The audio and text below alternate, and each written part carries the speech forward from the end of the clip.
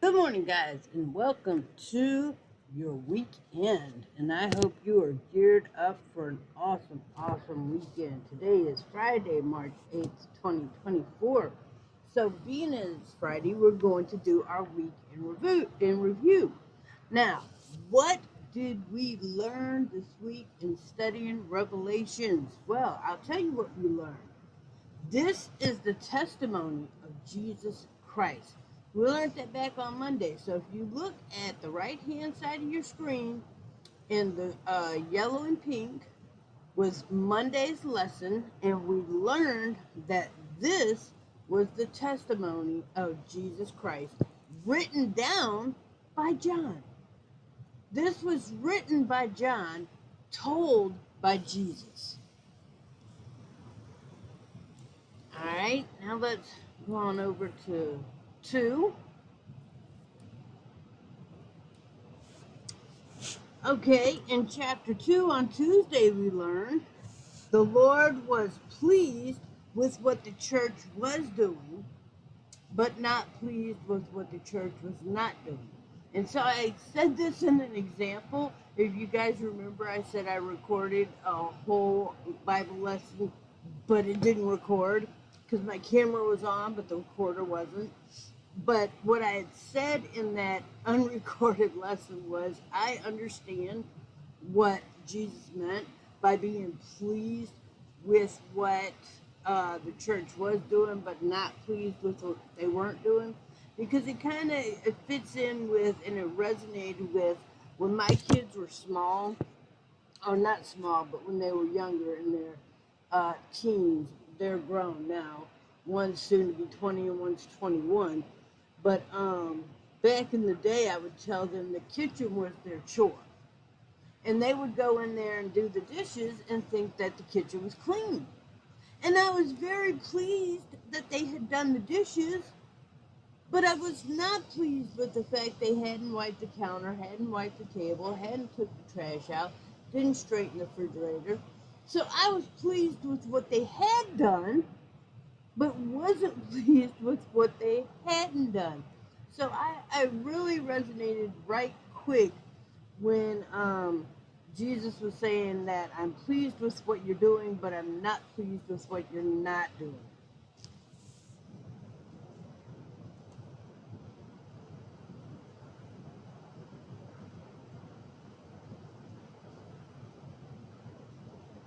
Then we also learned once saved doesn't always equal saved. That at some point you can go from being saved to being unsaved. You know, that once saved, always saved theory that uneducated pastors and people throw out there and re-vomit because they continue to hear it is not true. If I get saved, if you get saved right this very minute, but you go across the street to your neighbor's house and you sleep with your neighbor's spouse, and then you go down the street to the next house, to your next neighbor, and you rob that neighbor, and then you go over to the school and you commit Harry Carry over there and you wipe out an entire schoolyard. God's not sitting there going, oh, well, 5 hours ago you got saved, and so it's okay. Do you think? Do you really think? No. Once saved is not equal always saved. You have to, the Bible tells us to work out your own salvation with fear and trembling.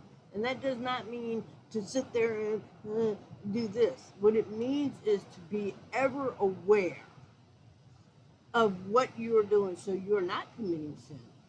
Jesus told the man with the mat to pick up your mat and walk, go forth and sin no more. So if he could tell you to go forth and sin no more, that means you have the ability to not sin. I've said this over and over and over. I got up this morning.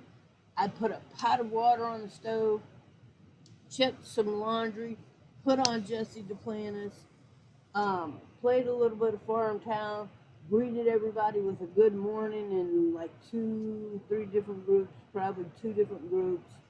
Well, 3 because of this one. but I haven't made arrangements for sin.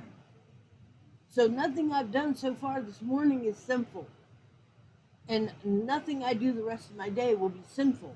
So I am not a sinner right now. I used to be. I used to be a sinner. I used to be in that position where I fell short of the glory of God. But once I was saved and accepted Jesus Christ into my heart, then I was not, because now I am saved and I go forth and sin no more. And if I do, I promptly repent and get that cleared up. I as soon as I realize that I've done something I should not have done, or said something I should not have said. And trust me, the Holy Spirit convicts me very quickly because I have given him permission to do that. All right, so then let's scoot on over to 3. So Revelations 3, if the Lord opens doors, then no one can close them. If the Lord opens the door, if the Lord clears the pathway, if the Lord maketh a way, no man can close that door. No human can unclear that pathway. No man, no human can unmake us that way. So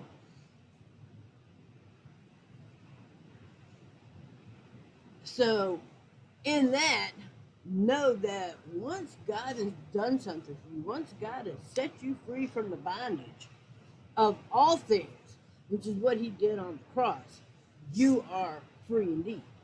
Now, you just have to go forth and grab hold to it.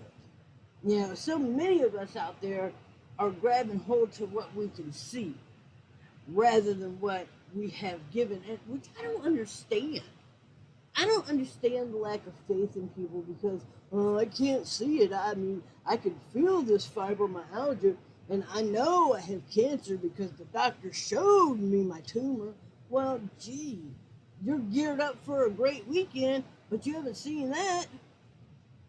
You know, I mean, you're geared up you're expecting to do things on Saturday and Sunday. You have preset doctor's appointments. Let this sink in. You have preset doctor's appointments that you are guaranteed you're going to make. You have made arrangements to, on Tuesday at 3 o'clock, I have to be to my doctor's office.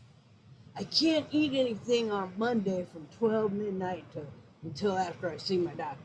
So not only have you made preparations in faith towards man to do something you have not yet seen, but you're going to fast in preparation of it.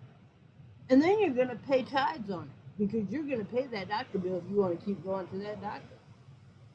So your faith in man is, even though unseen, because you haven't seen this weekend and you haven't seen that appointment, but you've already made plans for the weekend, for fasting on Monday, for getting to that doctor's appointment, and for paying for it. You've already made plans for that. You haven't seen it. It hasn't happened. It's not guaranteed, but you've made plans for it.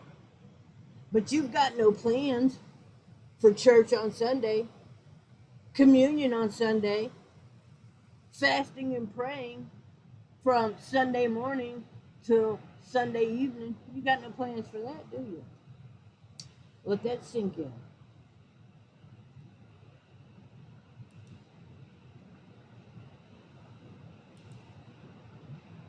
All right, Revelations 4 is what we talked about yesterday and learned on yesterday.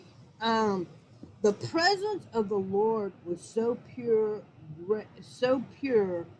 and great that beings could only say, holy, holy, holy. These beings we learned on yesterday that have eyes all over them, in the front and in the back, so that they could take in everything, so that they wouldn't miss anything. that they could take in everything around them in the presence of the Lord. Every time they moved their eye, they saw something so new, so pure, so wonderful, so just, so holy. That's all they could say. That's all they could say was holy, holy, holy, pure, great, love. They didn't say all that, but that's, I mean, saying holy, that's all they could get out. I'm sure in their hearts they were feeling the love. They were feeling the sheer joy. They were just feeling the purity. And the only thing their mouth could utter is holy, holy.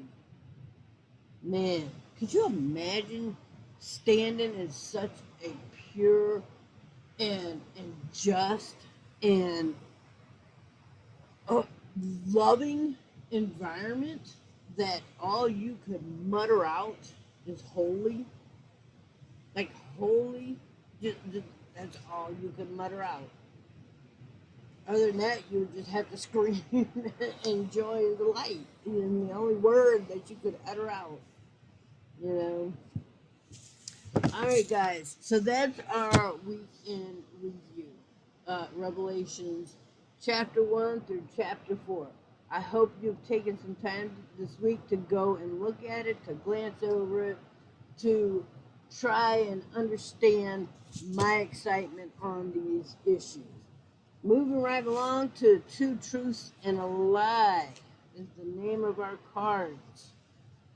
So today we are doing, I forgot to write it down, but we're doing cards 19 and 20. All right. 19 and 20. Okay, so that's these two bottom ones.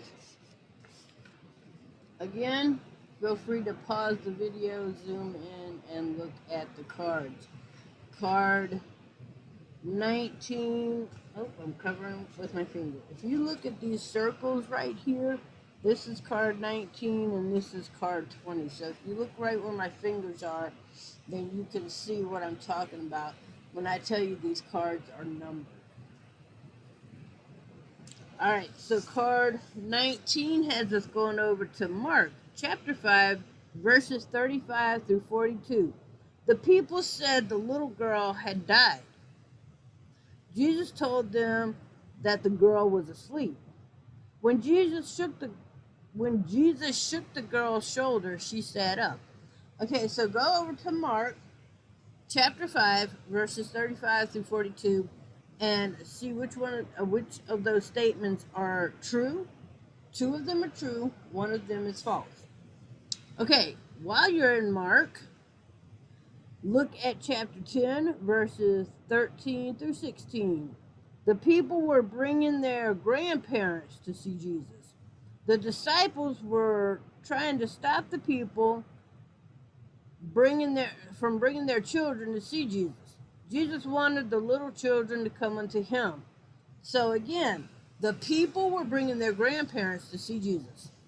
The disciples were trying to stop the people from bringing the children to see him.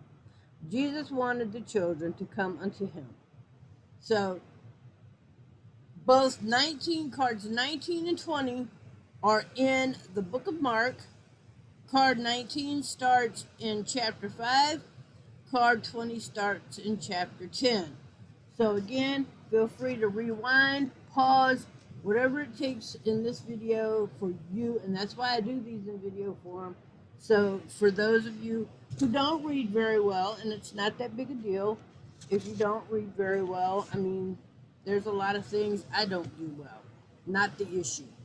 I do these so that people can learn and be with God and grow their relationship with God. So, excuse me. So use the video to your advantage. Pause it, zoom in, fast forward, do whatever it takes for you to get the relationship with God that you're supposed to have. Wisdom verse, James 1 and 7.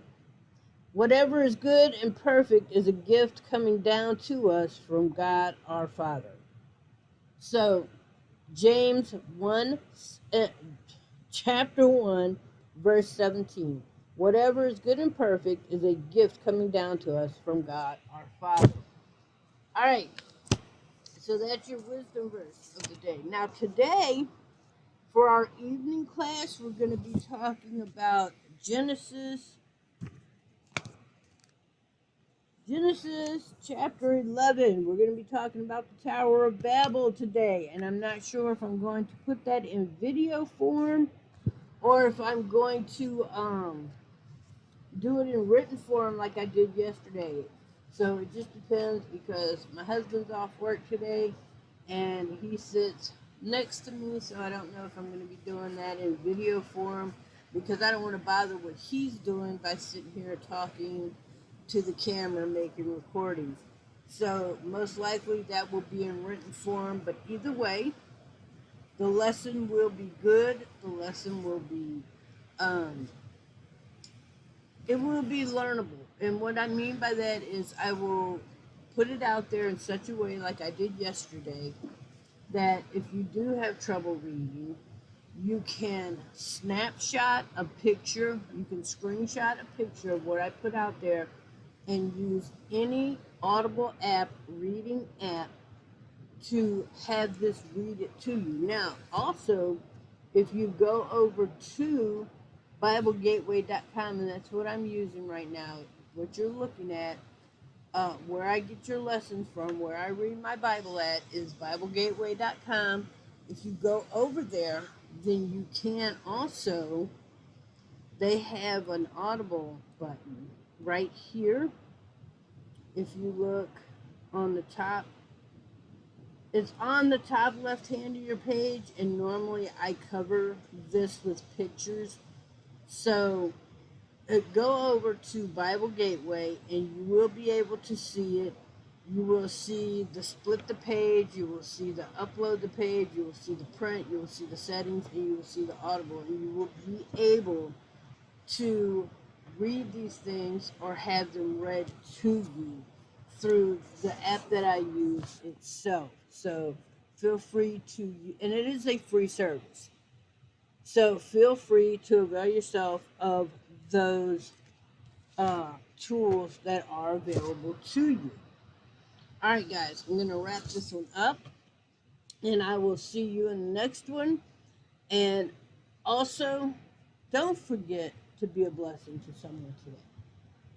Just because you may be feeling tired, you may feel like I don't want to do, I don't want to go, I don't want to, it's okay. We aren't driven by our feelings today. We drive our feelings. Our feelings don't drive us. Okay? You're in control of that. You are in control of your feelings. And if you think you're not, then you should be. Because I guarantee you that you are in more control of your feelings than you think you are. Because I guarantee you, you may not feel like paying your rent, but you do. You may not feel like paying your light bill, but you do. So, again, you're more in control of your feelings than you think you are. So, whether you feel like it or not, share the lesson, share the love, be good to each other, and I will see you in the next one.